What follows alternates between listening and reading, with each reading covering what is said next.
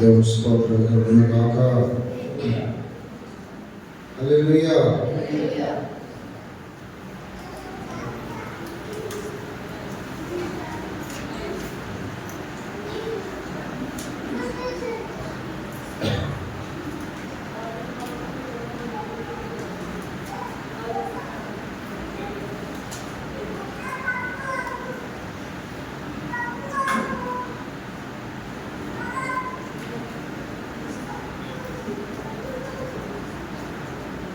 సమూయేలు మొదటి గ్రంథం రాత్రి కొన్ని నిమిషాలు ప్రార్థన చేయవలసిన అవసరం ఉంది కనుక ప్రార్థన గురించి కొన్ని విషయాలు మీకు చెప్తాను. సమూయేలు మొదటి గ్రంథం 9వ అధ్యాయం 16వ వాక్యం.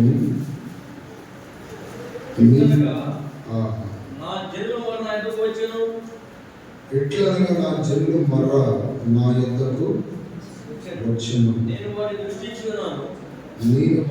దృష్టించి ఉన్నాను. కాగా ఫిలిష్తీయుల చేతిలో నుండి నా జనులను విడిపించుటకై నా జనులైన ఇశ్రాయేలు మీద వారిని అధికారినిగా అభిషేకించుటకు రేపు ఈ వేళకు నేను బెన్యామీను దేశములో నుండి ఒక మనుష్యుని యొద్దకు రప్పించుదును. హల్లెలూయా. ఈ వాక్యంలో ప్రియులారా గమనించండి. దేవుడు అంటున్నాడు, నా జనుల మొర నా యొద్దకు వచ్చెను, నేను వారిని దృష్టించి ఉన్నాను. చెప్పదన్నమాట. నా జనుల మొర నా యొద్దకు వచ్చెను, నేను వారిని దృష్టించి ఉన్నాను. చెప్పండి. చెప్పడం వాళ్ళు కూడా చెప్పరు. నా జనుల మొర నా యొద్దకు వచ్చెను, నేను వారిని దృష్టించి ఉన్నాను. దేవుని స్తోత్రం. మనము ప్రార్థన చేయటం ఒక గొప్ప విషయం. ప్రార్థన చేసిన తర్వాత అది దేవుని యొద్దకు చేరడం అనేది మరొక గొప్ప విషయం. దేవుని యొద్దకు మన ప్రార్థన చేరాలి. మన మొర దేవుని యొద్దకు చేరే విధముగా ఉండాలి. కొంతమంది ప్రార్థన చేస్తున్నామంటే మొరపెడుతున్నామంటే ప్రార్థన చేస్తున్నాము, మొరపెడుతున్నాము. ఆ ప్రార్థన దేవుని యొద్దకు చేరుతుందా లేదా ప్రశ్న. దేవుడు మొరపెట్టు వారికి సమీపస్తుడు అని మనం చదువుతున్నాం కీర్తన గ్రంథంలో. ఎంతమంది? 144 కీర్తన 18వ చరణం, 145-18. చదువు. తనకు మొర్రపెట్టు వారందరికీ. చూడండి, మొర్రపెట్టే వారందరికీ. అర్థమైంది మీకు? మొర్రపెట్టే వారందరికీ, నిజముగా మొర్రపెట్టే వారికి యెహోవా సమీపముగా అంటే దగ్గరగా ఉన్నాడు. మొర్రపెట్టే వారికి దగ్గరగా నిలబడి, నా కుమారుడా, నా కుమార్తె నీకు ఏం కావాలి అని అడుగుతాడు. దేవుని స్తోత్రం. కానీ మొర్ర పెట్టడానికి సాధన ఒప్పుకుంటాడా? మొర్ర పెట్టడానికి ప్రేరేపణ వస్తుందా? మొర్ర పెట్టడానికి సమయం కేటాయిస్తారా? కొంతమంది, అందరూ అని చెప్పలేము. దైవ సన్నిధికి వస్తున్న అందరూ మొర్ర పెడతారని సర్టిఫికేట్ ఇవ్వలేము. కానీ మొర్ర పెడితే ఏం జరిగింది? మొర్ర పెట్టే వారికి అది సమీపంగా ఉంటున్నాడు. నాకు మొర్ర పెట్టుకో, నీకు ఉత్తరం ఇస్తానని ఇర్మియా గ్రంథం 33 మూడులో అంటాడు, నాకు మొరపెట్టుము,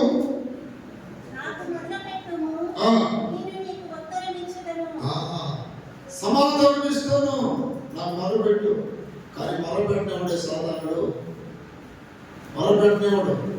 కానీ మొరపెట్టాలి. మొరపెట్టినప్పుడు దేవుడు ఏం చేస్తున్నాడు? నేను వారిని దృష్టించి ఉన్నాను. స్తోత్రం.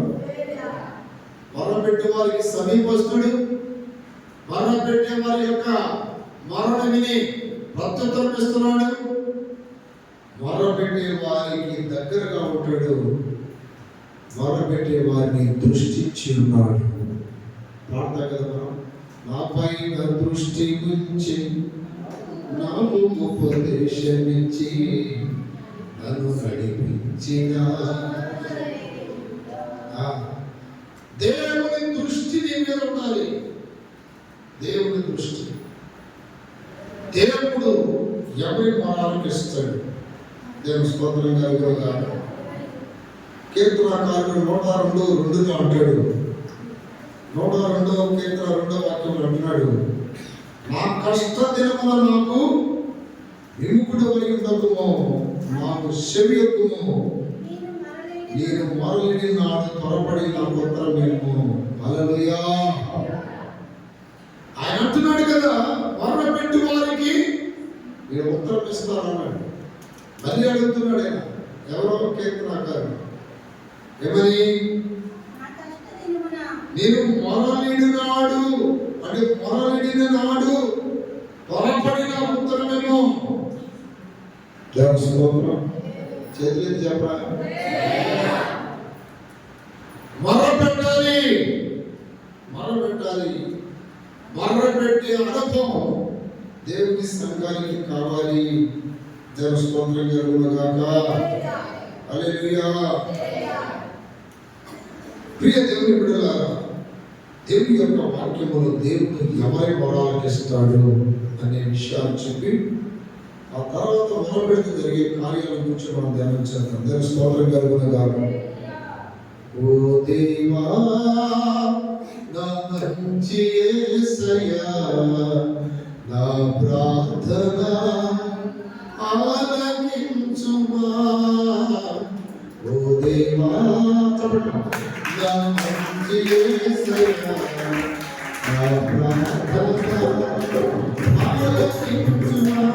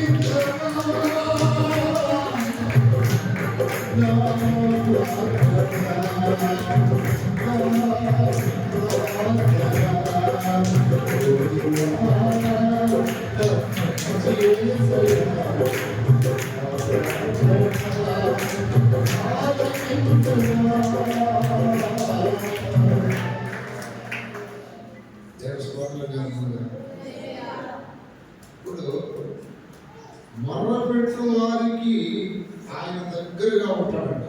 చెప్పండి చెప్పండి. మొరపెట్టే వారికి నువ్వు ఎప్పుడైతే మొరపెట్టడానికి ప్రార్థనలో కూర్చుంటావో సాతానుడు దూరం అయిపోతాడు, దేవుడేమో దగ్గరికి వస్తాడు. దగ్గరికి వచ్చిన వాడు మనం చెప్పుకునే విన్నపాలు వింటాడా వినడా? వింటాడు. నాకు రాబోద్దయ్యా, నాకు జబ్బు ఉందయ్యా, నాకు ఇది కావాలి అది కావాలని మనం అడిగితే సమీపంగా ఉన్నాడు కాబట్టి ఆయనకి వినబడింది. అప్పుడు కార్యాలు జరుగుతాయి. దేవుని స్తోత్రం.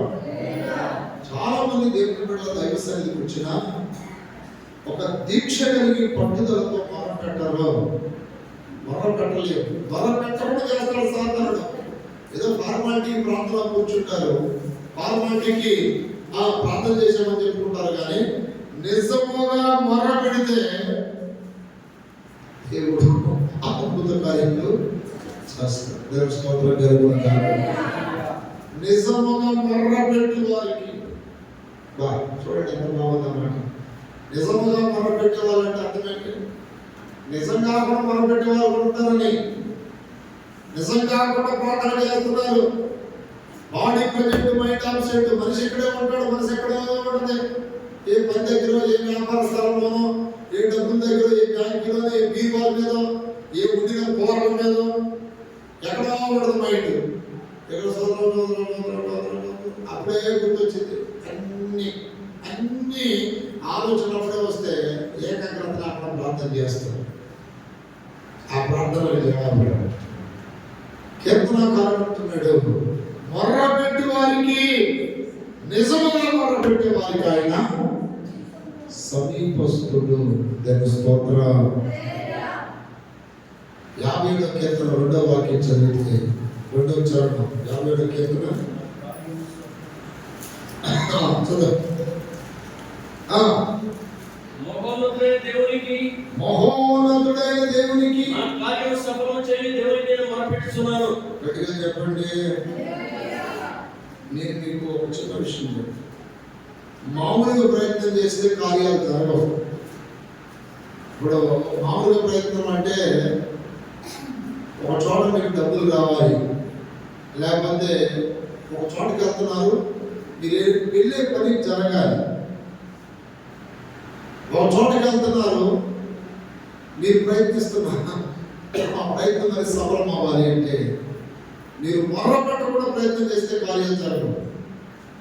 ఒక పూట లేదా ఒక రోజు కొన్ని గంటలు మీరు ప్రార్థన చేసి బయలుదేరండి, ఖచ్చితంగా మీరు అడిగేదానికంటే ఊహించదానికంటే దేవుడు అద్భుత కార్యములు ఖచ్చితంగా చేస్తాడు. అందుకే కీర్తనకారుడు అంటున్నాడు ఏమని, మహోన్నతుడైన దేవునికి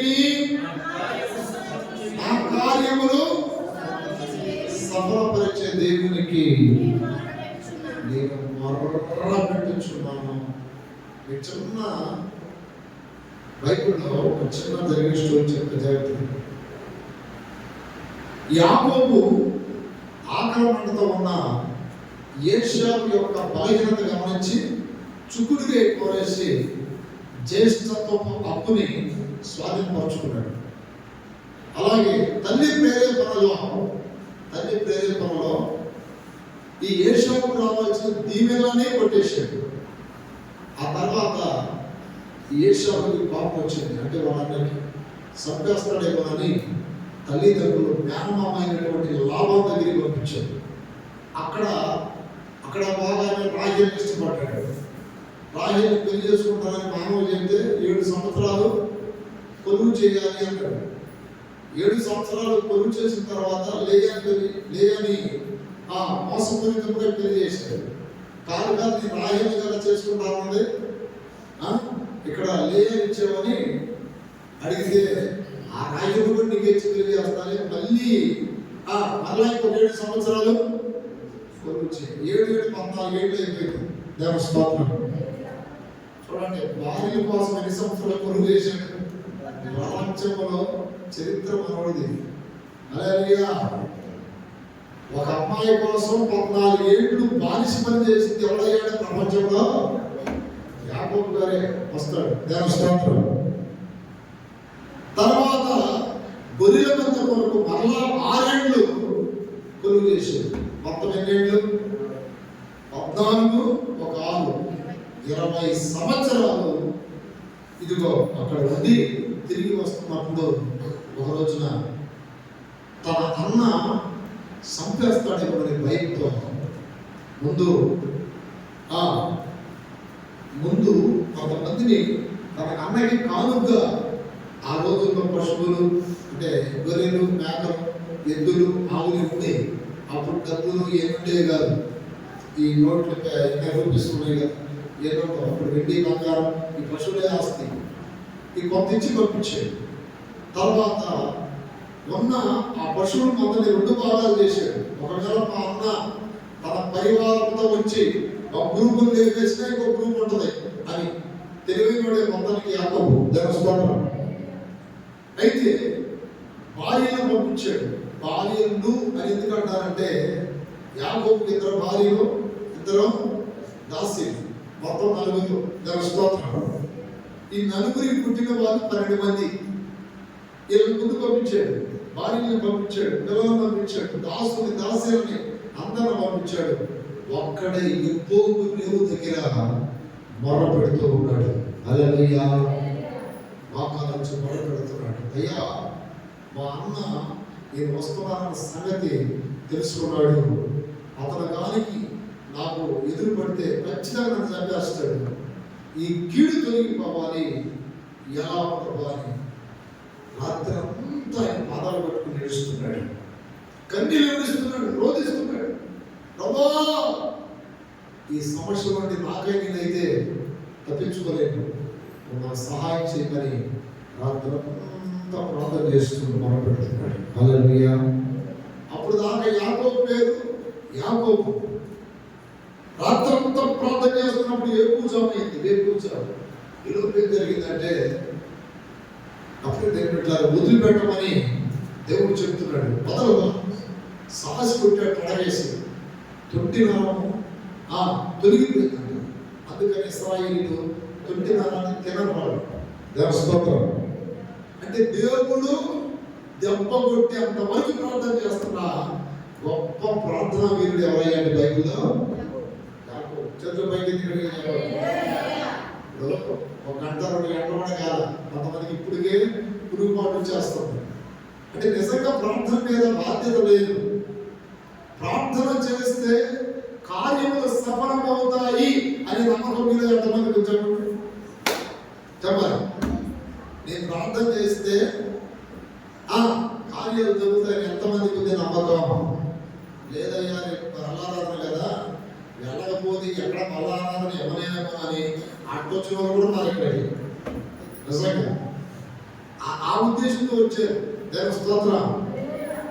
కాదు, యాకోబులాగా దైవ సన్నిధిలో కూర్చొని రాత్రంతా యాకోబు మొరపెడితే దేవుడు కార్యాలు సమర్పించాడు కదా, నా జీవితంలో చేస్తాడు అనే మంచి ఉద్దేశంతో ప్రార్థన చేసే వాళ్ళు అప్పుడు ఎదురు పెట్టారు, ఖచ్చితంగా కార్యాలు పొందుకుంటారు. గట్టిగా చెప్పండి. రాత్రంతా మమ్మల్ని వచ్చాడట, బతిమాలుకుంటున్నాడట, కన్నీరు విడుతున్నాడట, రోధిస్తున్నాడట. నన్ను ఆశీర్వాదించితేనే తప్ప నేను మాత్రం నిన్ను విడిచిపెట్టనయ్యా, విడిచిపెట్టను. ఆదికాండం 32:26 తెల్లవారుచున్నది కనుక నన్ను పోనీ అని అనగా నీవు నన్ను, హల్లెలూయా, ఎవరో నీవు నన్ను ఆశీర్వాదించితేనే గాని. చూసారా ఎంత పట్టుదల ప్రార్థన చేస్తున్నాడు. ఈ రాత్రి నువ్వేం చేయాలి? నీవు నన్ను స్వస్థపరిస్తేనే గాని, నీవు నన్ను బాగు చేస్తేనే గాని, నీవు నన్ను ఆశీర్వాదిస్తేనే గాని, నీవు నన్ను దీవిస్తే గాని నేను నిన్ను పోనివ్వను అని ఎంతైతే ఇక్కడ పట్టుదలతో ప్రార్థన చేస్తారు, వారి జీవితంలో దేవుడు అద్భుతాలు చేస్తారు. చేతుల పైకి గట్టిగా చెప్పాలి, గట్టిగా.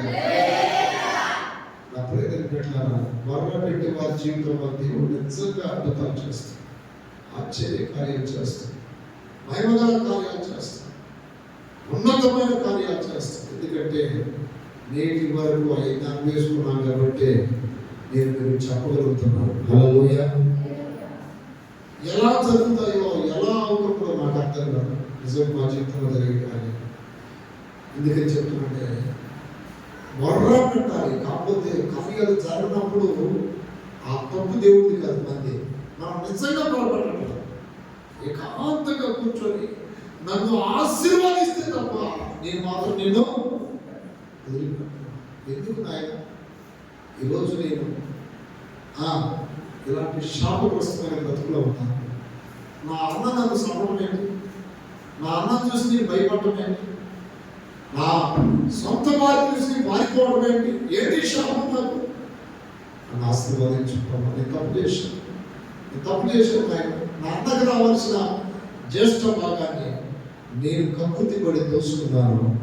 నా అన్నకు రావాల్సిన దీవెనని నేను కక్కుతి పడి తల్లి ప్రేమతో తీసుకున్నాను. అయినా నాకు దీవెన ఆశీర్వాదం రాలేదు. క్షమించబడ్డాను. నా బ్రతుకు శాపగ్రస్తం అయిపోయిందని రాత్రి అంతా ఏడ్చాడు. దాని స్తోత్రం జరుగుతుంది. రాత్రి నమ్మేదేం పెట్టా నిజంగా మొదలుపెట్టే వారి జీవితంలో దేవుడు అద్భుత కార్యం చేస్తాడు. అలా చెప్పండి. హల్లెలూయా. మీరు అనుకోవచ్చు ఆ చుట్టుపక్కల వారు బాగా అభివృద్ధి అవుతున్నారు, ఆశీర్వాదించబడుతున్నారు. మా దరిద్రమేంటో పోవట్లేదు. మాకంటే వెనక దైవ సన్నిధికి వచ్చిన వాళ్ళు దీవించబడుతున్నారు. మా దరిద్రమేంటి ఇట్లా? నువ్వేం మేలు పొందలేకపోతున్నాను అంటే నువ్వు సరిగా ప్రార్థన చేయట్లేదు. పట్టుదల కలిగి చూడండి. అక్కడ యాకోబు రాత్రంతా కూర్చొని చేసాడంటే నిద్రపోలేదండి పాపం. ఉడుకుదాన అదే భయం. అన్న చంపేస్తాడేమో, అన్నయ్య చంపేస్తాడేమో, చంపేస్తాడేమో అని ఏ పాపంతో ఏడుస్తున్నాడు. ఇలా ప్రార్థన చేసి ఏదైనా కానీ దేవుడి మీద భారం వేసి వెళ్ళాడు. నిజంగా 400 మందితో తన అన్న తన తమ్ముడిని చంపడానికి వస్తున్నాడు. యాకోబును చూడగానే చంపడానికి వచ్చేవాడికి యాకోబు మీద ప్రేమ కలిగింది. చంపడానికి కలిగింది, ప్రేమ కలిగింది.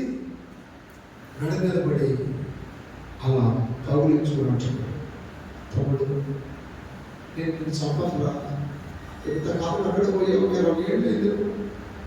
చూడండి, మానని దేవుడు ఏం చేశాడు? మధురంగా మార్చేశాడు. అదే మీరు చదువుకోండి. ప్రార్థన చేయక ముందు ఎలా ఉంది యాకోబు జీవితం, చేసిన తర్వాత ఎలా మారిందో మీరు అర్థం చేసుకుంటారు. అందుకని కీర్తనకారుడు అంటున్నాడు, నా కార్యములు సఫలపరచు దేవునికి నేను మొరపెట్టుచున్నాను. హల్లెలూయా. మొరపెట్టాలి. మొరపెట్టడం అంటే ఏంటి తెలుసా మీకు? మొరపెట్టే అనుభవం కన్నీళ్ళు ఉంటాయి. మొరపెట్టే అనుభవం బతిమాలు కూడా ఉంటుంది.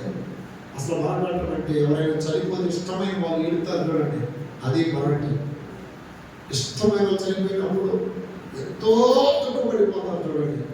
నిజమైన ప్రార్థనలు అలా ఉంటాయి. అందుకని యేసు ప్రభువు గురించి బైబిల్లో పౌలు అంటాడు, ఆయన కన్నీళ్లతోనూ మహారోదనతోనూ తన మరణం నుండి రక్షింపబడిన వారికి ప్రార్థనలను యాచనలను సమర్పించి భయభక్తులు కలిగి ఉన్నందున ఆయన అంగీకరించబడి చెట్టు పైకి తిన్నట్టుగా చెప్పరా. హల్లెలూయా. చేతులెత్తి చెప్పరా.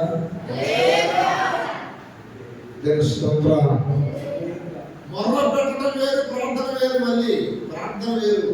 ప్రార్థన మొర్ర రెండోడు కాదు. ప్రార్థన అంటే అది నా ప్రియమైన బిడ్డలారా మనసుతో చేసేది.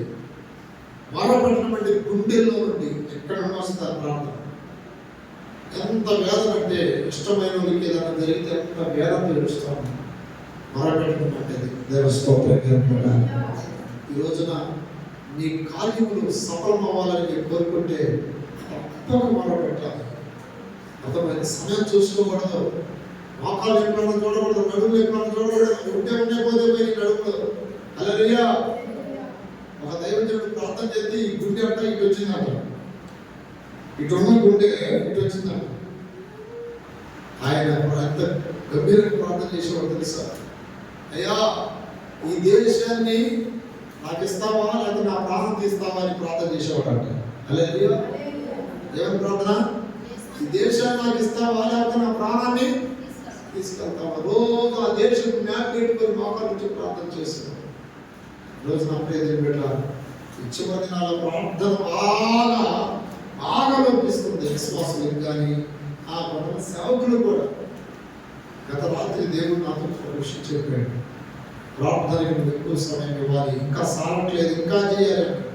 ఇప్పటికే ఆలోచన చేస్తున్నా, చేసేసి మోకాలు కూడా నాకు ఒకసారి మోకాలు పెరుగుతుంది. మోకాలు ప్రార్థన వాళ్ళే శరీరం బాగా బరువైతుంది. మోకాల మీద ఉండి ఉండి ఉండి ఉండి ఎక్కువ వస్తున్నాయి.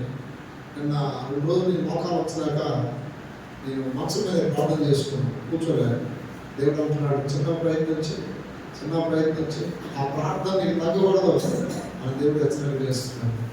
ప్రార్థన ఉన్నవాడు ప్రపంచాన్ని జయించగలడు. దేవుని స్తోత్రం.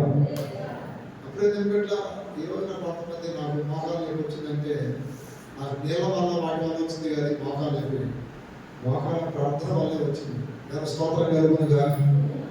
ఎందుకంటే మోకాల ప్రార్థన వల్ల గంటల ఉండటం వలన ఆ మోకాలు ఎంత బాడీ కదండి, ఇంత బాడీ మోకాల మీద పెట్టడం వలన ఎక్కువ వచ్చింది. ఏదో అప్పుడప్పుడు ఒకసారి ఆడుకుంటున్నా కానీ దానివల్ల కాదు. అది ఒక సందర్భం వచ్చింది. ఒక 6-5 నెలల క్రితం అది పోయింది. ఎందుకు ఈ విషయం చెప్తున్నా అంటే, యేసు ప్రభువు మోకాల నుంచి ప్రార్థించాడు కనుక ఆ సైనికులు ఆయన మోకాలనే నిలబట్టలేకపోయాడు. కానీ ఇప్పుడు నాకు మోకాలకి వెళ్తున్నాడు సాధారణ. మోకాలు ప్రార్థన చేయమన్నా. దేవుని స్తోత్రం. మీరు కూడా మోకాల ప్రార్థన చేయండి. ఏది కావాలో సరిపోతే అంతే. ప్రార్థనకు అంత బాగుంది. హల్లెలూయా. చేతులు చెప్పరా? హల్లెలూయా. మోకాల ప్రార్థన చేసిన దానియేలు నా ప్రియమైన బిడ్డలారా, దినానికి ఎన్నిసార్లు చేశాడు? 3 సార్లు. ఆ సంగతి మనకు తెలుసు. ఇప్పుడు దేవుడు ఎవరి మనలకు ఇస్తాడు? నిర్గమకాండం 2వ అధ్యాయం 2వ వాక్యం చదువుకుందాం. అలాగున అనేక దినములు జరిగిన విధంగా ఐగుప్తు రాజు చనిపోయాను. ఇశ్రాయేలు తాము చేయుచున్న వెట్టి పనుల బట్టి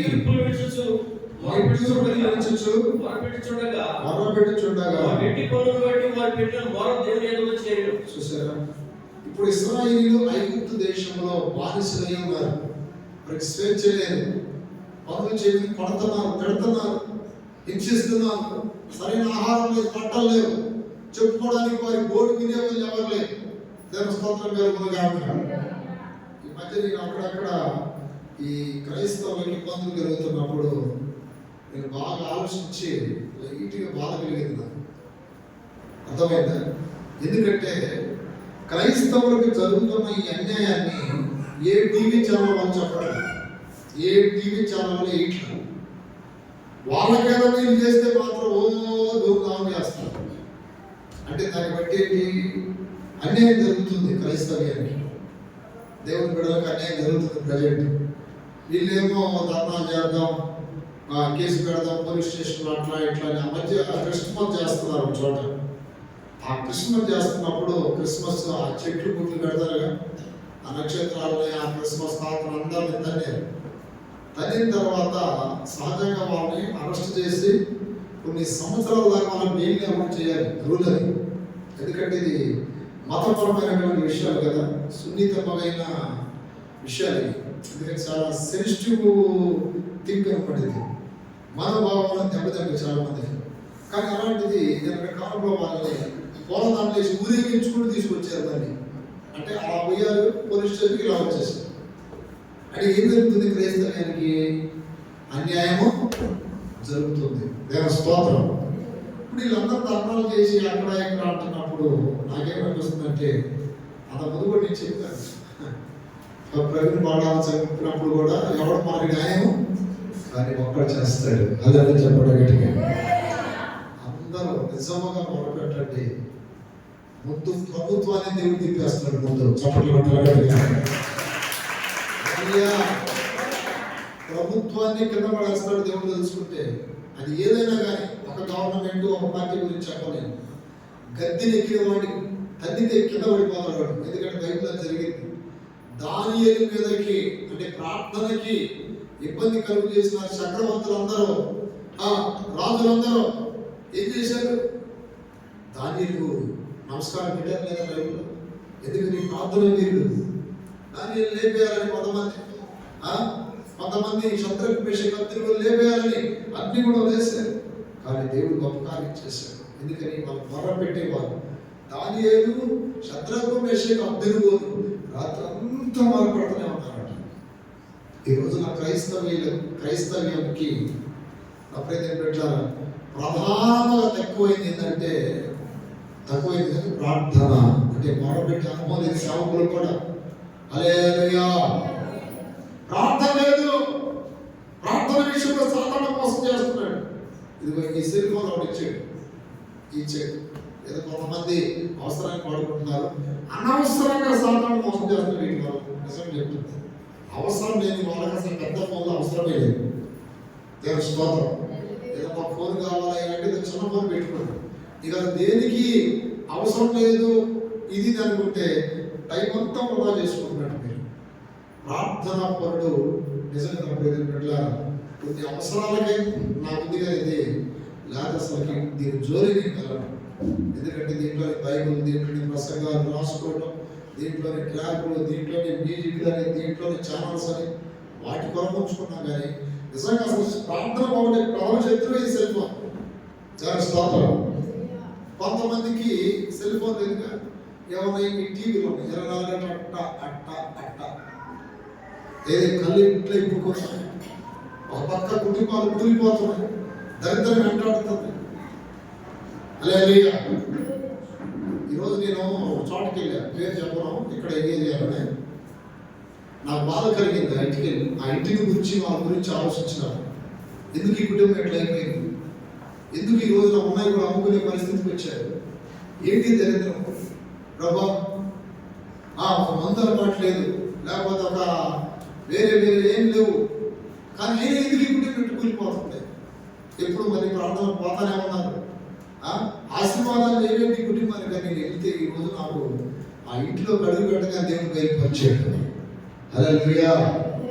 దాదాపు ఆ ఇంట్లో దీంట్లో సగం ఉంది టీవీ, వెనకాల చూసారు దీంట్లో సగం ఉంది. నేను పోయేసరికి అలా చూస్తూనే ఉన్నాను.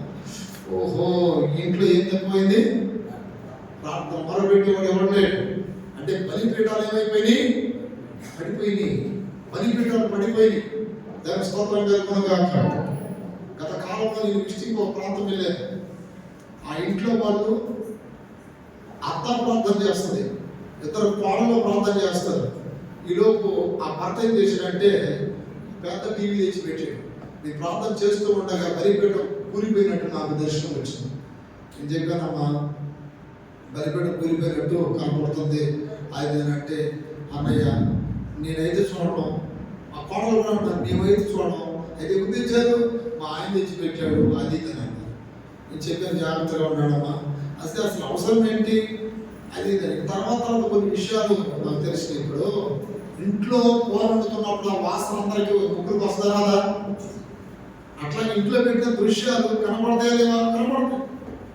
అట్లా జరుగుతున్నప్పుడు ఈలోపు చిన్నగా ఆ భర్తతో పాటు వీళ్ళు కూడా అలవాటు పడ్డారు ఆ సీరియల్ సినిమాలకు వాటికి. నేను చెప్తూనే ఉన్నా, మీ బలిపీఠ కూలిపోయినట్టు దేవుడు బయలుపరిచాడు. ఇది అంటే సేవ చేస్తున్న సేవలు నాకు చెప్పారన్నా. అనేకసార్లు హెచ్చరిక చేసినాం, ఇలాగేమీ చల్లం లేదని. అంటే తొందరలో దేవుడే బుద్ధి చెప్తాడులే వాళ్ళకి. కొంతమందికి అంతే, సేవకులకి ఎంత హెచ్చరిక చేసిన వాళ్ళకి బుద్ధి లేదు. ఈ మధ్య ఆ ఇంట్లో వాళ్ళ అబ్బాయికి పిడుసులు వచ్చాయి.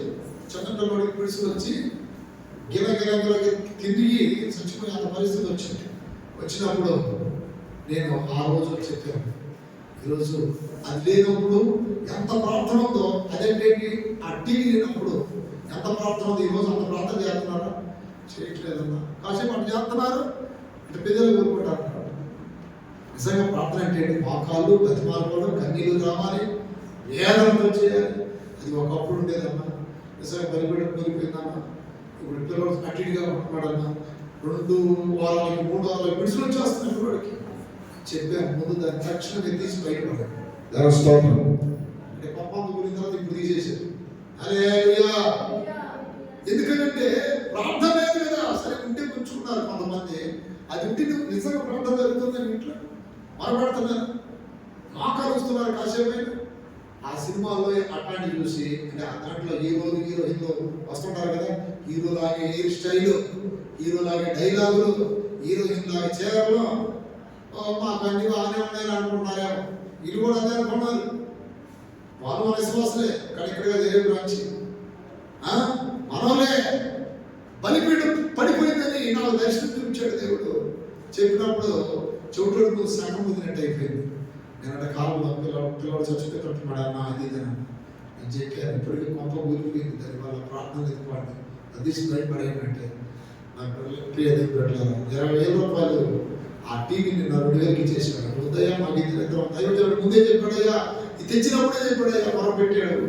వద్దు వద్దు వద్దు అని. పాపాన్ని కూలిపోయింది. వద్దు బాబు పిల్లవాడు తెచ్చింది కట్టున్నాడు. కుటుంబంలో ఎవరికి మనిషి లేదు, అన్ని నష్టాలు కష్టాలు. హల్లెలూయా.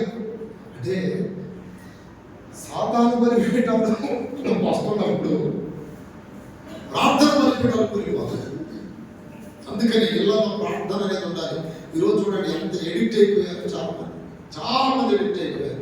ఫోన్కి ఎడిక్ట్ అయిపోయారు. పిల్లలు కూడా నిజంగా పిల్లలు కూడా ఆ ఫోన్ లేకపోతే అసలు ఉండట్లేదు. ఫోన్ లేకపోతే ఉండట్లేదు. అంటే ప్రార్థన లేదు, ప్రార్థన లేదు. కరెక్ట్గా మనం అరేంజ్ చేయండి. 12 గంటల దాకా మీరు మోకాలు ఉంచాలి. నేను ఇక్కడ ఎంతమంది ఉన్నారని చూడటం 10 మంది అయినా పవర్ఫుల్ కలిగిన వాళ్ళు కావాలి. నా విశ్వాసం ఒక అంశం మంచగలిగిన వాళ్ళు కార్మిక మినిస్ట్రీస్ విశ్వాసాలు అంటే ఒక్కొక్క వ్యక్తి కొంతమందితో సమాధానం చెప్పుకోవాలి. బయట స్తోత్రాలు. ఒకవేళ మోకాలు ఉంచాలి, ఎవరైనా ప్రార్థన చేయండి. స్తోత్రం స్తోత్రం స్తోత్రం స్తోత్రం. ఒక్కొక్క విశ్వాసి 1000 మందితో సమానంగా ఉండాలి. దానియలైతే కోట్ల మందితో సమానం. స్తోత్రం స్తోత్రం స్తోత్రం స్తోత్రం. అయ్యా అయ్యా ఏది పడిపోయినా మళ్ళీ స్తోత్రం స్తోత్రం. పడిపోయినా బలిపీఠాన్ని బాగు చేశాడు.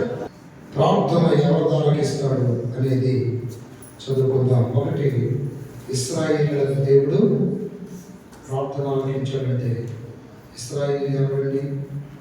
ఇశ్రాయేలు అనగా పోరాడువాడు. హల్లెలూయా. ఎవరి మొర దేవుని ఎదురు చేరింది? పోరాడాలి. మనం మనుషులతో పోరాడుతుంటారు చాలా మంది. దేవుడితో పోరాడలేదు, మనుషులతో పోరాటాలు, వాళ్ళతో ఏదో గొడవలు. వాక్యం చెప్తుంది అనేక దినములు జరిగిన మీదట ఐగుప్తురాజు చనిపోయాను. ఇశ్రాయేలీయులు తాము చేర్చున్న వెట్టి పనులను బట్టి విడుచుచు మొరపెట్టుచుండగా తమ వెట్టి పనులను బట్టి వారి పెట్టిన ద్వారా దేవుని వద్దకు చేరెను. దేవుని స్తోత్రం కలుగునుగాక. 3:7 వాక్యం దీర్ఘమాకాండం చూడండి. మొరపెట్టినప్పుడు వాళ్ళ యొద్దకు తన తండ్రి దగ్గరికి చేరిందని ప్రభు దగ్గరికి. మరి యెహోవా నేను ఐగుప్తులలో నా ప్రజల బాధను చెరువుగా చూస్తుంది. పనులలో తమ్మును కష్టపెట్టి వారిని బట్టి వారు పెట్టిన మరణం చూసారా? వారి మరణం వింటిని ఏమన్నా చెప్పండి. వారి మరణం వింటిని. బా ఎంత మంచి మాట. వారు మొరపెట్టారు, నేను విన్నాను. ఈ రాత్రి మనం మొరపెడితే వింటాడు వినడా? చెప్పండి. మనం మొరపెడితే వింటాడు కానీ మొరపెట్టట్లేదు. మొరపెట్టాలి, కొంచెం ఓపిక తెచ్చుకోవాలి. ఒక్క రాత్రి నువ్వు నిజంగా ప్రార్థన చేయగలిగితే రేపటి కల్లా లేకపోతే ఈ వారం నెలలో నీ ప్రార్థనకి దేవుడు ఖచ్చితంగా జవాబు ఇవ్వబోతున్నాను. అడగండి, కఠిన చెప్పాలి. దేని కొరకు మీరు మొరపెడుతున్నారో పట్టుదల వచ్చేయాలి. ఇది కావాలి, ఇది జరగాలి. పట్టుదలతో చేయకుండా ఆశపడి కుదిరితే కుదరదు. ఇక్కడ దేవుడు వాక్యం చెప్తుంది, నిట్టూరు విడుచుచు మొరపెట్టుచుండగా తమ వెట్టి పనులను బట్టి వారు పెట్టిన మా దేవుని యొద్దకు చేరెను. హల్లెలూయా.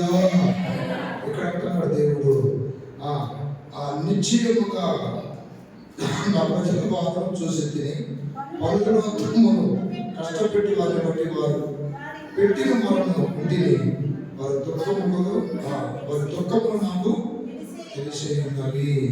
3:9 ఇశ్రాయేలు మొర నిజముగా నా యొద్దకు చేరినది. ఐగుప్తీయులు వారిని పెట్టుచున్న హింస చూచి తిని. చూశారు, బాధ చూసి తిని, హింస చూచి తిని. దేవుని స్తోత్రం. మీరు నిజంగా ప్రార్థన చేయండి. ఇక్కడే కాదు, ఇళ్లలో కూడా నిజంగా ప్రార్థన చేస్తే ప్రార్థన చూసే దేవుడు, ప్రార్థన అంటే మొర ఆలకిస్తున్నాడు. అంటే దేని కొరకు మనం ప్రార్థన చేస్తున్నామో అది ఆయన గమనిస్తూ ఉన్నాడు. చెప్పండి హల్లెలూయా, హల్లెలూయా. ఇక్కడ ఇశ్రాయేలు అనగా పోరాడువాడు. ఇశ్రాయేలు అంటే చెప్పండి, అర్థం చెప్పండి. అంటే ప్రార్థనలో పోరాడేవారు, ప్రార్థనలో నిత్యం పోరాడువారు, ప్రభుని దీనత్వం ధరించిన. ప్రార్థనలో నిత్యం పోరాడువారే, ప్రభుని దీనత్వం ధరించిన. హల్లెలూయా. ప్రార్థనలో పోరాడాలి. మనుషుల మీదుగా ప్రార్థనలు ఎక్కువ పోరాడితే కార్యాలు అనేకం జరుగుతాయి. రెండవది, ఎవరి ప్రార్థన ఆలకిస్తున్నాడంటే మనష్షే. 2 దినవృత్తాంతములు 33:13. ఒకటి ఇశ్రాయేలు మొర ఆలకించాడు. రెండవది మనష్షే. మనష్షే పశ్చాత్తాపడి, తన తప్పు తెలుసుకొని పశ్చాత్తాపడి తన పాపాలు ఒప్పుకొని దేవుడి దగ్గర తగ్గించుకొని ప్రార్థన చేశాడు. ఆయనకు మొరలేడగా ఆయన అతని విన్నపములను ఆలకించి యెరూషలేమునకు అతని రాజ్యంలోనికి అతను తిరిగి తీసుకొని వచ్చినప్పుడు యెహోవా దేవుడై ఉన్నాడని మనష్షే తెలుసుకున్నాడు. అంటే ఈ రాజు దేవుని విరోధమైన విగ్రహారాధన చేయడం ప్రారంభించాడు, ముహూర్తాలు ఆచరించడం ప్రారంభించాడు. అలాగే దేవుని విరుద్ధమైన కార్యాలు చేసి చాలా చెడు మార్గం నడిచాడు. దేవుడు అనేక సార్లు తన ప్రవక్తలను పంపించి హెచ్చరించిన లోబడలేదు. చివరికి దేవుడు బబులోను చక్రవర్తికి అప్పగిస్తే ఆ రాజు అంటే చక్రవర్తి తనని తీసుకెళ్ళిపోయాడు బబులోను దేశానికి. అక్కడంతా తాను చేసిన తప్పుని తలపోసుకొని పశ్చాత్తాపడి, చేసిన తప్పే ప్రభా, నేను అలా చేసి ఉండకూడదు, నీకు విరోధమైన పాపం చేశాను, నీకు నచ్చని క్రియలు చేశానని మొరపెట్టినప్పుడు దేవుడు అతని మొర ఆలకించి తన రాజ్యంలోనికి తిరిగి తీసుకొని వచ్చాడు. మనష్షే అనగా అర్థమేంటి తెలుసా? ఇప్పుడు మనష్షే అంటే పశ్చాత్తాపడిన వాడు. చెప్పండి, పశ్చాత్తాపడిన వాడు. ఇశ్రాయేలు అంటే పోరాడిన వాడు, మనష్షే అంటే పశ్చాత్తాపడిన వాడు. ఈరోజు ప్రార్థన చేసినప్పుడు నీ తప్పుల గురించి నువ్వు పశ్చాత్తాపడాలి.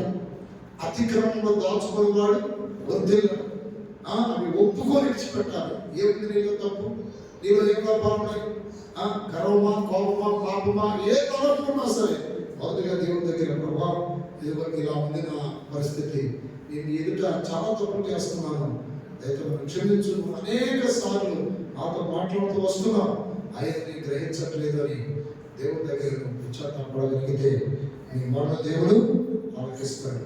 అలాగే 116:1 మూడవది దావీదు మొర దేవుడు ఆలకించాడు. హల్లెలూయా. యెహోవా నా మొరను నా విన్నపములను ఆలకించున్నాడు కాగా నేను ఆయనను ప్రేమించుచున్నాను. హల్లెలూయా. కీర్తనలు 116:1 చదవండి. యెహోవా నా మొరను నా విన్నపములను ఆలకించున్నాడు కాగా నేను ఆయనను ప్రేమించున్నాను. కట్టి 3 సార్లు చెప్పండి. హల్లెలూయా, హల్లెలూయా. మూడోది ఎవరు మొర ఆలకించాడు? దావీదు మొర. దావీదు అంటే ఎవరండి? దావీదు అనగా దేవుని చిత్తము చేయవాడు, దేవుని ఉద్దేశము నెరవేర్చేవాడు, దేవుని మహిమపరిచేవాడు. మా ప్రియమైన బిడ్డలారా, ఎవరు మొర ఆలకిస్తాడు దేవుడు అంటే దేవుని చిత్తం చేయాలి. మనం దేవుని ఉద్దేశములు నెరవేర్చాలి. మన ఆలోచనలు, మన సుచిత్తం చచ్చిపోవాలి. దేవుని ఎదుట నా చిత్తము కాదు. ఒకసారి గుండె చేయి చెప్పండి, నా చిత్తం కాదయ్యా, నీ చిత్తమే సిద్ధించును గాక, నీ చిత్తమే జరుగును గాక, నా ఉద్దేశంలో కాదు నీ ఉద్దేశంలో నా జీవితంలో జరగాలి అని నేను ప్రార్థన చేయాలి. ఇక్కడ దావీదు ఆ దేవునికి అప్పగించుకున్నాడు కనుక గొర్రెలు కాసుకునే వాడిని మహారాజు చేశాడు. అప్పుడే ప్రపంచంలో దావీదు అనే పేరు తెలియని వాళ్ళు ఎవ్వరు లేరు. అప్పుడే క్రైస్తవులు దావీదు అంటారు, ఇంగ్లీష్ వాళ్ళు డేవిడ్ అంటారు, అంటే ఇంగ్లీష్ వాళ్ళు. అలాగే ముస్లిమ్స్ ఉన్నారు, వాళ్ళు దావూద్ అంటారు. దాని స్తోత్రం. ఇట్లా ఎంతమంది నాలుగులో దావీదు పేరు ఏర్పడుతుందంటే ఇతడు మహాభక్తుడు, మహాప్రార్థనాపరుడు. ఒక దినాన అభివృద్ధిని పెట్టాలి 7 రోజులు పోసపడి ప్రార్థన చేస్తే తన కన్నీళ్లతో పరుపు కొట్టుకొని పోయిందంట. ఎన్ని కన్నీళ్ళు ఇచ్చాడు చూశారు, ఎంత ప్రార్థన చేశాడు చూశారు. ప్రార్థనలో మంచి పట్టుదల కాదు, కన్నీళ్ళు రావాలి, దేవుని చిత్తం చేసేవారమై ఉండాలి, దేవుని ఉద్దేశంలో సఫలపరచాలి. ఇప్పుడు మనం నిజంగా దేవునికి మొరపెట్టినప్పుడు జరిగే కార్యాలు చెప్తారు. ఒకటి, ఎవరు ప్రార్థన ఆలకిస్తాడో అని 3 విషయాలు చెప్పారు. ఒకటి, ఇశ్రాయేలు ప్రార్థన అంటే పోరాడేవారి ప్రార్థన. రెండోది, మనుషులు అంటే పశ్చాత్తాపడిన వారి మొర ఆలకిస్తారు. మూడోది, దేవుని చిత్తం ఉద్దేశం నెరవేర్చే వారి యొక్క మొర ఆలకిస్తాడు. అలాగే ఇలా మొరపెట్టినప్పుడు దేవుడు చేసే కార్యం ఏంటంటే, ఒకటి, మనం మొరపెట్టినప్పుడు మన గుండెల్లోని భయం తొలగిపోతుంది. స్తోత్రం. విలాప వాక్యములు 3:57 చదవండి. విలాప వాక్యములు, నీవు మొరలిగిన దినమున నీవు నా యొద్దకు వచ్చితివి, భయపడకుమి అని నీవు చెప్పితివి. చూసారా, మొరపెట్టినప్పుడు అంట ఆయన మొరపెట్టి వారి దగ్గరికి వస్తున్నాడట, భయపడకుమి అని ఆయన చెప్తున్నాడంట. చతుర్పైకి ఇప్పుడు మనుషులుగా మనం కొంతమందిని భయపడద్దు అని చెప్తామండి, భయపడద్దు అని చెప్తాం. కానీ మరి భయపోదు కదా. దేవుడు వచ్చి నిలబడి చెప్పాడు అనుకోండి, భయపోతలేదా? ఖచ్చితంగా పోతాయి. దేవుడు చెప్పాలి, నా కుమారుడు భయపడద్దు. నిజంగా అప్పుడు పెట్టాను, మీలాగే నేను అనేక సార్లు భయపడ్డాను. దేవుని స్తోత్రాలు చెప్పండి. చాలాసార్లు ఒకసారి చాలాసార్లు భయపడ్డాను. ఎందుకంటే నేను మనిషినే కదా, కొన్ని భయాలు నన్ను పట్టి పీడించి, కానీ మీ ముందు ఇంత ధైర్యంగా నేను నిలబడ్డానంటే దాని సీక్రెట్ ఏంటంటే ఇది, నాకు భయం కలిగినప్పుడల్లా నేను ప్రార్థన ఎక్కువ చేస్తాను. రాత్రులు కూర్చుంటాను, గంటలు ప్రభు పాదాలు పట్టుకొని ఏడుస్తూ ఉంటాను. ప్రభు నాకు భయం ఎక్కువ అవుతుంది, కలవడం ఎక్కువైపోతుంది. దేవుడు కల్లో నాకు ధైర్యపరుస్తుంటాడు, దర్శనం ద్వారా ధైర్యపరుస్తుంటాడు.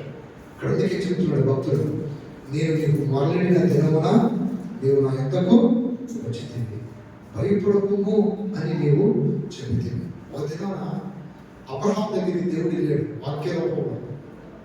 ఆదికాండ 15వ అధ్యాయం చదివితే దర్శనం ముందు అబ్రహాంకి వాక్యం కనబడింది. వాక్యంతో దేవుడు మాట్లాడుతున్నాడు. ఏమని? అబ్రహాం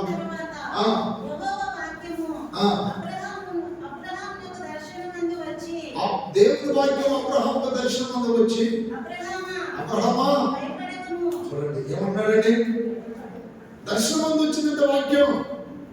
ఈ రోజున నువ్వు ధైర్యంగా ఉండాలి అంటే మొరపెట్టాలి.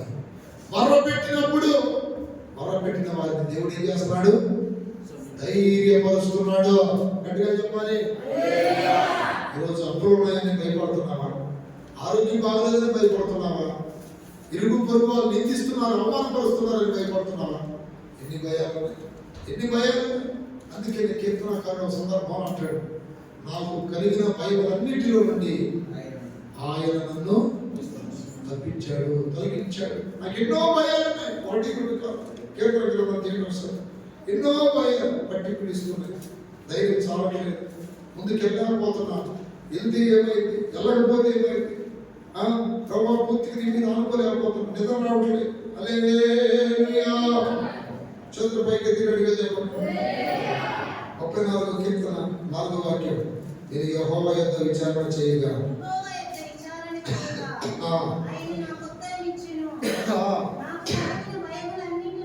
నాకు కలిగిన భయములన్నిటిలో నుండి ఆయన తప్పించాను. 6వ వాక్యం, ఈ దీనుడు మొరపెట్టగా యెహోవా ఆలకించెను. చప్పట్లు కొట్టండి గట్టిగా.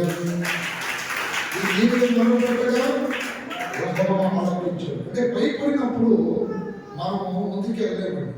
భయపడినప్పుడు కూర్చొని బాగా తీవ్రంగా ఆలోచిస్తూ ఉంటాం. తలనొప్పి వచ్చేస్తుంది, బీపీ షుగర్ అన్నీ రేజ్ అవుతున్నాయి. ఇప్పుడు దేవుని స్తోత్రం.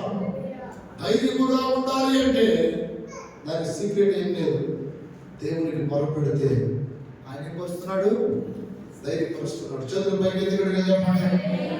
ఇది ఎంతోమంది నిజంగా ధైర్యం కలిగి ఉన్నారు. అయ్యా నాకు ధైర్యమే ఉండట్లేదు, ఏమైనా భయం వేస్తుంది అంటున్నారా? అందరికీ వస్తుంది భయం. దేవుని బిడ్డ కూడా వస్తుంది భయం సందర్భాలు. కానీ భయపడినప్పుడు మనల్ని ధైర్యపరచడానికి దేవుడు మన పక్కనే ఉంటాడు. దేవుని స్తోత్రం. యాకోబు నువ్వు భయపడకు. బైబిల్లో ఉంటుంది, ఈశ్వర గ్రంథం ఉంటుంది, నువ్వు భయపడకు, దిగులు పడకు, నీకు సహాయం చేయవాడు నేనే, నీ చేయి పట్టుకున్నాను, నిన్ను రక్షించి కాపాడేవాడు నేను, ఎన్నో వాగ్దానాలు. అందుకని మొరపెట్టి మన జీవితంలో ఒకటి ధైర్యం కలుగుతుంది. రెండోది, దేవుడు మొరపెట్టినప్పుడు బాధ ప్రయాసను దేవుడు చూస్తాడు. ద్వితీయోపదేశకాండం 26:7 ద్వితీయోపదేశకాండం. బాధను ప్రయాసము మనకు కలిగిన హింసను దేవుడు చూస్తాడు. మనము మన పితరుల దేవుడికి యెహోవాకు మొరపెట్టినప్పుడు యెహోవా మన మొరను విని మన బాధను ప్రయాసము మనకి కలిగిన హింసను చూస్తాడు. అంటే మొరపెట్టిన వారి బాధ చూస్తాడు.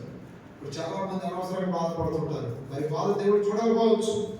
నిజంగా మొరపెట్టిన వారి బాధ దేవుడు చూస్తాడు, వారి హింసను దేవుడు చూస్తాడు. ప్రియమైన బిడ్డలారా, ఈ రోజున నేను పడుతున్న బాధ, పడుతున్న ప్రయాస ఎవరు చూడట్లేదు అనుకోమాకండి. మీరు ఆ బాధను, ఆ ప్రయాసను దేవుడి దగ్గర మొరపెట్టండి. మనసును చూడకపోతే ఎవరు చూస్తున్నారు? దేవుడు చూస్తున్నాడు. అయ్యా మీరు ఆరోగ్యం బాగలేక బాధపడుతున్నారు, అయ్యా ఎవరు కట్టలేక బాధపడుతున్నారు, అయ్యా ఇదిగో ఇది కట్టలేక బాధపడుతున్నారు, ఎవరు చెప్పుకోలేదు అంటే మనం భరించలేదు.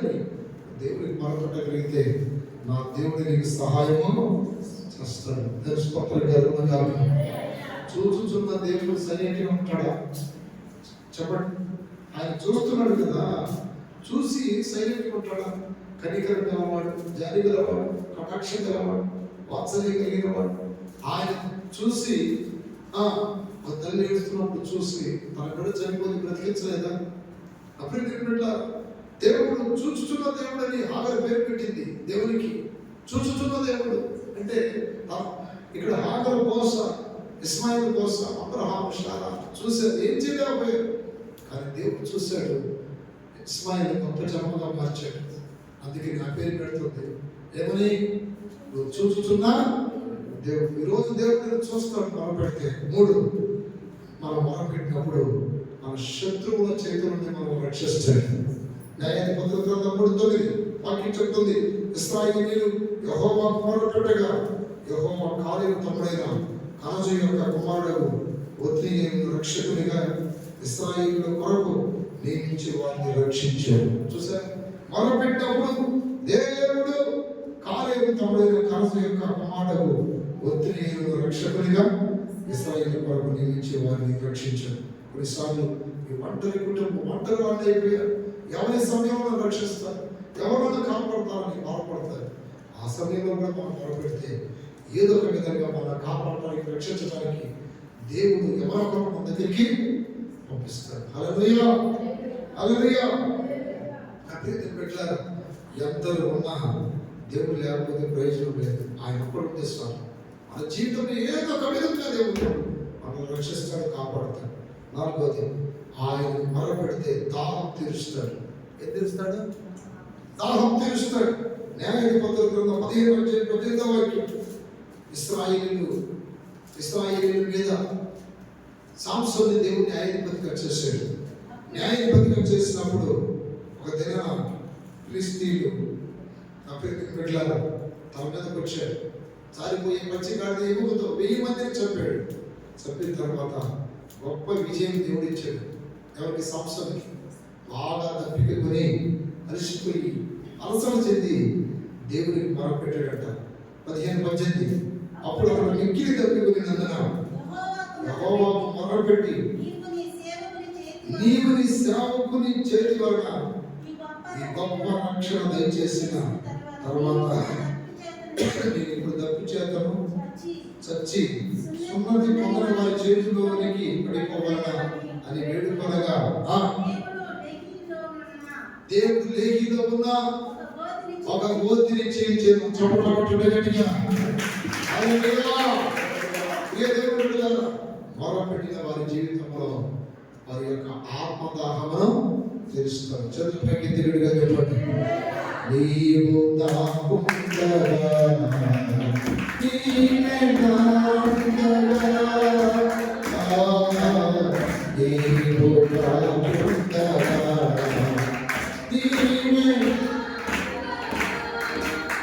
నీవే నా ఆత్మదాహము తీర్చినా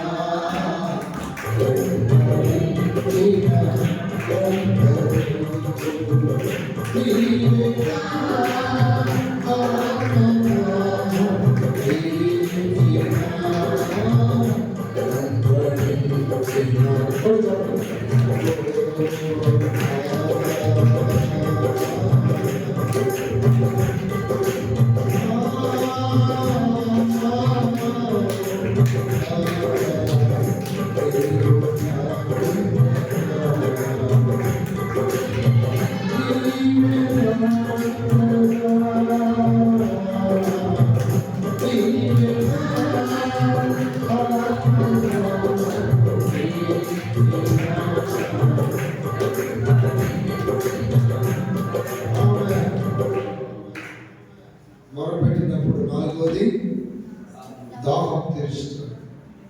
ఈరోజు నాకు ప్రాణం అలసిపోతుంది, దాహం కొరకు నీటి కొరకు భక్తుడు అంటాడు, నీటి వాకుల కొరకు దుప్పి ఆశించినట్లు నా ప్రాణం నీ కొరకు కృష్ణ గురించున్నది ఆశిస్తుంది.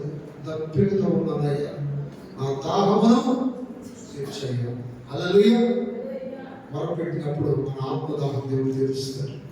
5వది బలపరుస్తాడు. మొరపెట్టినప్పుడు 16-28 న్యాయపత్రుల గ్రంథం. మొరపెట్టినప్పుడు దేవుడు ప్రియ దేవుడు పెట్టారు. నువ్వు ఎంత బలహీనుడైనా సరే, కొన్ని సందర్భాలు మనం కొన్ని తెలిసి తెలియక తప్పులు చేస్తాం, కొన్ని పొరపాట్లు చేస్తాం. ఆ సమయంలో కొన్ని శిక్షలు గురైపోతాం, బలహీనమైపోతాం. దేవుడు పాప మాటలు రగులుతాడు. ఇక దేవుడు నన్ను విడిచిపెట్టేసాడేమో అనుకుంటాం. విడిచిపెట్టిన మొరపెట్టే వారిని మరలా దేవుడు బలపరుస్తాడు. సంస్థను దేవుడు విడిచిపెట్టేశాడు, కానీ అతడు శివక్షణంలో ఉన్నప్పుడు 16-28 అప్పుడు సంస్థ యెహోవా ప్రభువా దయచేసి నన్ను జ్ఞాపకం చేసుకోను, దయచేసి ఈసారి మాత్రమే నన్ను బలపరచును. నా 2 కన్నుల నిమిత్తం ఫిలిష్తీయుల ఒప్పమాన్ని దొంగిలించి పగ తీర్చుకున్న మిమ్మల్ని యెహోవాకు మొరపెట్టి. హల్లెలూయా. యెహోవాకు మొరపెట్టి. చూడండి, యెహోవాకు మొరపెట్టగా దేవుడు ఏం చేశాడు? కోల్పోయిన బలాన్ని తిరిగి దయచేసి. హల్లెలూయా. ఇప్పుడు దాకా బలం కోల్పోయావా? ప్రార్థన బలం, విశ్వాసుల బలం, వాక్యుల బలం, ఆత్మల బలం, కృపల బలం, చాలా ఉన్నాయి బలం. ఈ బలాలన్నీ ఒకవేళ కోల్పోయినా దేవునికి మొరపెడితే కోల్పోయినన్ని మళ్ళా సహాయం చేస్తాడు. దేవుడు స్తోత్రంగా కలగాక. అందుకని నువ్వు భయపడాల్సిన అవసరం లేదు. ఎందరైతే శారీరకంగా అలాగే ఆధ్యాత్మికంగా బలహీనంగా ఉన్నారో నా దేవుడు నిశ్చయంగా మిమ్మల్ని బలపరుచుతున్నాడు. ఆయన బలహీనతను బలపరుస్తాడు. హల్లెలూయా. అందుకని అప్పుడు బిడ్డలు మొరపెట్టాలి. చెప్పు మరి మాట, ఆయన విడిపిస్తాడు. 6వది మొరపెట్టిన వారిని ఏం చేస్తున్నాడు? ఆయన విడిపిస్తాడు. హల్లెలూయా. హల్లెలూయా. దేవుని యొక్క వాక్యం చెప్తుంది. 1 అప్రీతిని బిడ్డలారా ధైర్యపరుస్తాడు. బాధని, హింసను, శ్రమను చూస్తాడు, రక్షిస్తాడు, దాహం తీరుస్తాడు, బలపరుస్తాడు. 6వది ఆయన విడిపిస్తాడు. మొదటి సమూయేలు గ్రంథం 12:8 యాకోబు ఎగుప్తులకు వచ్చిన పిమ్మట యెహోవాకు మొరపెట్టగా ఆయన మోషే అహరోనులను పంపినందున వారు నీ పితరులను ఐగుప్తు నుండి తోడుకొని వచ్చి ఈ స్థలమును నివసింపజేసేది. చూడండి, యాకోబు ఐగుప్తులకు వచ్చిన పిమ్మట నీ పితరులు యెహోవాకు మొరపెట్టగా ఆయన మోషే అహరోనులను పంపినందున వారు మీ పితరులను ఐగుప్తు నుండి తోడుకొని వచ్చి ఈ స్థలమందు నివసింపజేసేది. చూసారా, కొంతమంది ఐగుప్తు అనే లోకంలో ఉంటారు, పాపంలో ఉన్నారు. వారి కొరకు మనం మొరపెట్టాలి. ప్రభా, ఇదిగో నా భర్త, నా భార్య, నా పిల్లలు ఇంకా పాపంగానే ఉన్నారయ్యా అని నువ్వు ప్రార్థన చేయగలిగితే నా దేవుడు వారికి సంపూర్ణమైన విడుదలిస్తాడు. ఏదో ఒక రీతిగా వారిని నా ప్రతిపడిన దైవ సన్నిధికి తీసుకొస్తాడు. ఈరోజు నీ భార్య అలా ఉంటే ప్రార్థించు, నీ భర్త అలా ఉంటే ప్రార్థించు, నీ పిల్లలు అలా ఉంటే ప్రార్థించి మొరపెట్టాడు. వారిని నడిపించే శక్తి నాకు లేదు, వారిని సన్నిధికి నడిపించే శక్తి నాకు లేదు. అయినా అలనాడు ఐగుప్తుల నుండి నీ ప్రజల్ని పాలు తెలియనించే కణాన్ని నడిపించాడు. ఈరోజు అలాగే నేను మొరపెడుతున్నాను. ఎందరో మా బంధువులు, స్నేహితులు, మా తల్లిదండ్రులు, అలాగే నాకు సంబంధించిన వారు ఎందరో లోకంలో ఉన్నారు. లోకమైన ఐగుప్తులు వారిని విడిపించాలి అని ప్రార్థించారు. అందరూ లేచి నిలబడండి. ప్రియమైన బిడ్డలారా, అందరూ లేచి ఒక నిమిషం ప్రార్థన చేయండి. మనం ముగించుకుందాం. స్తోత్రం, స్తోత్రం, స్తోత్రం. హల్లెలూయా, హల్లెలూయా.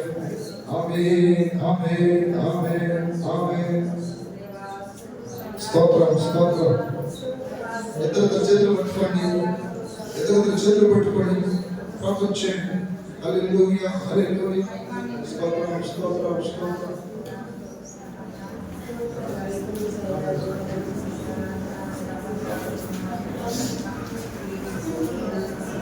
స్తోత్రం, స్తోత్రం.